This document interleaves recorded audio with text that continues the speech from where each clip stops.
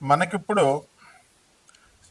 షష్టగ్రహ కూటమి వచ్చిందండి. ఏప్రిల్ నెల 2025 సంవత్సరంలో మనకి ఈ యొక్క రాశి ఫలితాలను ప్రతి వారి యొక్క రాశి ఫలాలను ప్రొఫెసర్ డాక్టర్ ముల్లపూడి సత్యనారాయణమూర్తిని నేను చెప్తున్నాను.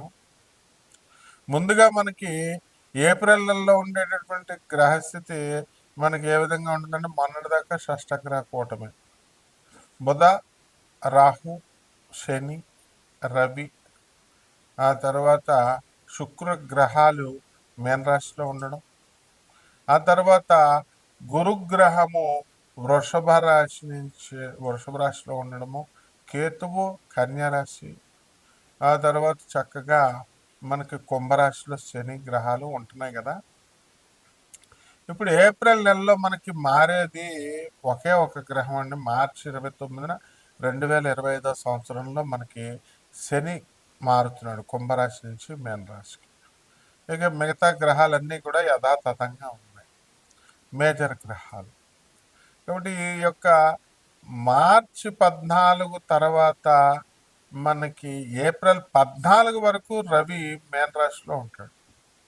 ఈ విధంగా మనం కనుక విశ్లేషణ చేసుకుంటే ప్రతి రాశిలో కూడా కొన్ని కొన్ని మార్పులు జరుగుతున్నాయండి. అసలు ఈ ఈ యొక్క మార్చి 30వ తేదీ నుంచి ఉగాది వచ్చింది. ఆ ఉగాదిలో మనకి అంతకు ముందే సూర్యగ్రహణము, ఆ తర్వాత అమావాస్య వచ్చింది. ఈ ఉగాది తర్వాత మొత్తం 12 రాష్ట్రాల వారికి అనేకమైనటువంటి మార్పులు మనకి సంభవించాయి. ఈ విధంగా ఈ మార్పుల్లో చాలామంది ఈ యొక్క రాశుల వారు అక్రమ సంబంధాలు ఉన్నటువంటి వాళ్ళు వదిలేసుకోవడము, కొంతమంది కొత్తగా అక్రమ సంబంధాలు కల్పించుకోవడం. ఎంత మంచి చెప్పినప్పటికీ కూడా గురువులు చెప్తున్నారు, ఆనరబుల్ జడ్జెస్ చెప్తున్నారు, పోలీసు వాళ్ళు చెప్తున్నారు, ఇళ్లలో వాళ్ళ తల్లిదండ్రులు అంతా చెప్తారు, అయినా కూడా తెలియకుండా వాళ్ళు మేనేజ్ చేస్తున్నారనమాట. ఈ ఫోన్స్ వచ్చేసి వీటితో చాలా ఈజీ అయిపోయింది ఇలాంటివన్నీ కూడా. అలాగే ధన ఆదాయాల విషయం దగ్గరికి వచ్చేసరికి మరి భారతదేశంలో ఉండాలా, మనం చక్కగా చదివినటువంటి చదువుని మనం మంచిగా చక్కగా దేశానికి అంకితం చేద్దాం అనేటటువంటి స్పృహ లేకుండా మొత్తం అందరూ కూడా ఏం చేస్తున్నారంటే, విదేశాలకు వెళ్ళాలా, అమెరికా వెళ్ళాలా, ట్రంప్ అడ్డొచ్చినా సరే మనం వెళ్ళిపోవాలి, వేరే దేశాలకు వెళ్ళిపోవడానికి మనమే ఐడియా చేస్తున్నాం. బాబు ట్రంప్ ఆయన ఆయన రావద్దు, ఉద్దుమర్రు అని అన్నం పెడుతుంటే మీరు ఎందుకు వేరే దేశాలకు పోండి అని మనమే ఐడియాలు ఇస్తున్నాం మాస్టర్లు. కాబట్టి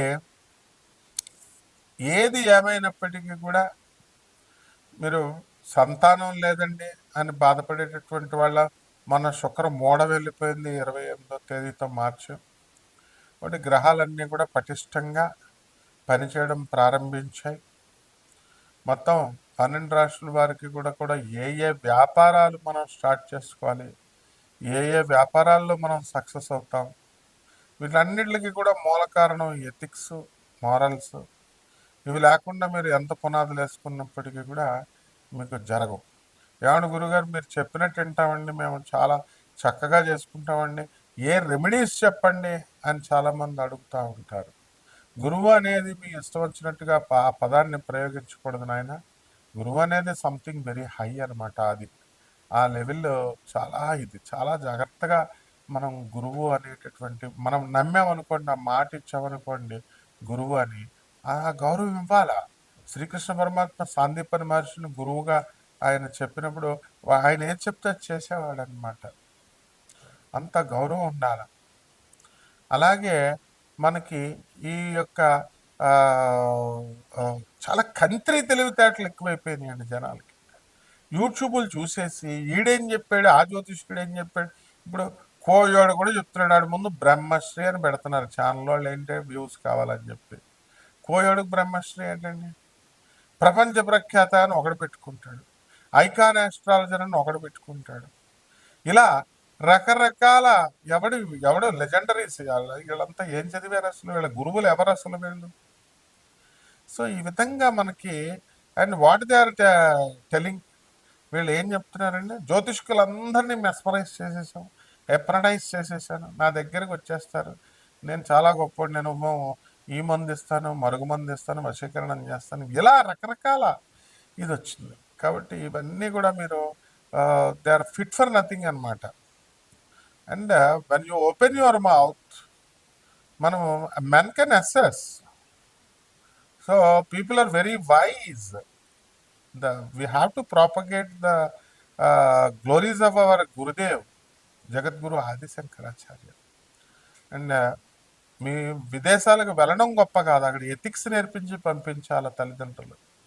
ఆ విధంగా ఇప్పుడున్నటువంటి ఏప్రిల్ నెలలో ఉన్నటువంటి గ్రహస్థితులను బట్టి మనకు జరగబోయేటటువంటి రాశి ఫలితాలని ఏప్రిల్లో ద్వాదశ రాశుల వారికి కూడా ఏ ఏ రాశి వారికి విడివిడిగా ఎలా జరగబోతుంది అన్నది మనం ఈ వీడియోలో తెలుసుకుంటాం. ధనుస్సు రాశి, ఈ ధనుస్సు రాశి వారందరికీ కూడా ఏప్రిల్ నెల 2025వ సంవత్సరంలో మనకి శుభగడియల దగ్గరికి వచ్చేస్తున్నాయి అన్నమాట.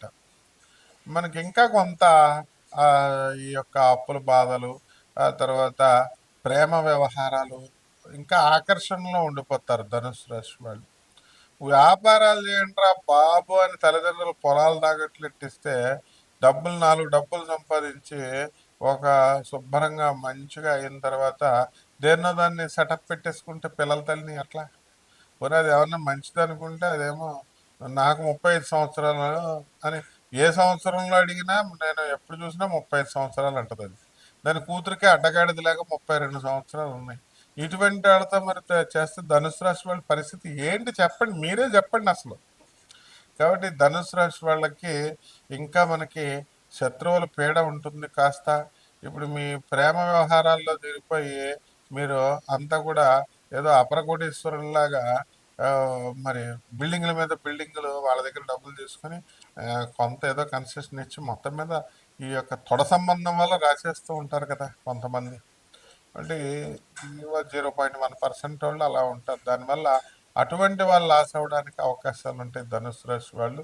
మిగతా వాళ్ళు ప్రేమ వ్యవహారాల్లో అంతా స్పీడ్గా ఉంటారు. వృత్తి వ్యాపార ఉద్యోగ విషయాల్లో మీకు డోకా లేదు. అలాగే శని రాహువులు ఇద్దరు కూడా అర్ధాష్టమంలో ఉంటారు. మరి ఈ యొక్క కేతువు యొక్క పరిస్థితి కూడా అంతంత మాత్రంగా ఉంది. కాబట్టి సముద్ర వ్యాపారాలు, ఎక్స్పోర్ట్స్ ఇంపోర్ట్ బిజినెస్లు అలాగే ఉంటాయి.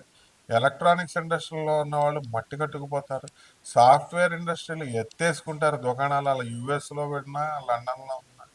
కాబట్టి బిల్డర్స్లు మా బిల్డింగ్లు అమ్మట్లేదండి అని బాధపడుతున్నటువంటి వాళ్ళకి ఇంకా కొంతకాలం ఆగాలి. రియల్ ఎస్టేట్ బిజినెస్ నోటి దగ్గరకు వచ్చి చెడిపోతుందని అనేటటువంటి వాళ్ళు ఇంకా అలాగ ఆగాల.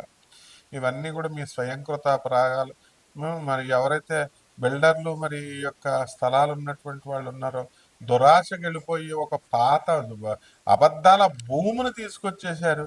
కాబట్టి ఆ విధంగా మరి డబ్బులు ఉండాలి కదండి, మళ్ళీ భూమి పడిపోవాలంటే మీ అందరి శాపాల వల్ల, మీ అందరి దురాశ వల్ల ఒక సామాన్య మానవుడు ఒక సాఫ్ట్వేర్ ఇంజనీర్ని పక్కన పడేసేయండి. అటువంటి వాళ్ళు మిగతా వాళ్ళంతా కూడా ఇల్లులు కొనుక్కోకుండా చేసినటువంటి శాపం మీ ధనుసు రాశి వాళ్ళ బిల్డర్లకే దొరుకుతుంది అనమాట. అంటే this is very too much అనమాట. బిల్డర్లు ఏ రాశి వాడైనా సరే అసలు ఆ బిల్డర్లు, రియల్ ఎస్టేట్ వాళ్ళ వల్ల ఆ శాపాలు, ఆ సామాన్య మానవుడి యొక్క శాపాల వల్లే మీకు పనులు అవ్వట్లేదు. కాబట్టి జాగ్రత్తగా చూసుకోండి. మరి ఇంకప్పటికైనా రేట్లు దించి జాగ్రత్తగా బిజినెస్లు చేసుకోకపోతే చాలా ప్రాబ్లమ్స్లోకి వెళ్ళిపోతారు ధనుసు రాశి వాళ్ళు.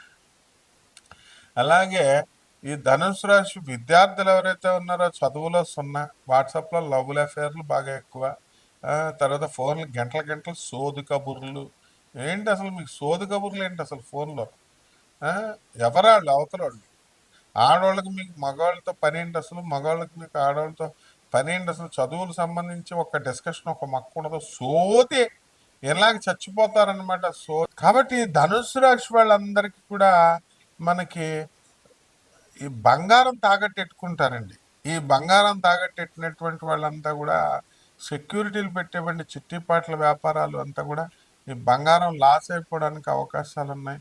ఆడవాళ్ళంతా కూడా నూతన వస్త్ర అలంకరణలు చేసుకోవడానికి అవకాశాలు ఉన్నాయి. మగవాళ్ళు కూడా సోగ్గా లేపుతారనమాట శోభన్ బాబు లాగా. మరి ఏప్రిల్ నెలలో ఈ ధనుసు రాశి వాళ్ళంతా కూడా కొత్త బట్టలు, కొత్త హెయిర్ స్టైల్, అబ్బో ఇక ఈ యొక్క సోగ్గాళ్ళు అయిపోయి చక్కగా ధనుసు రాశి వాళ్ళు బ్రహ్మాండంగా ఉంటుంది. కాబట్టి పెళ్ళిళ్ళు కాని ప్రసాదులంతా కూడా పెళ్ళిళ్ళు ఇంకా మీకు అప్పుడే అవ్వమ్మ, కాస్త కాస్త టైం ఉంది.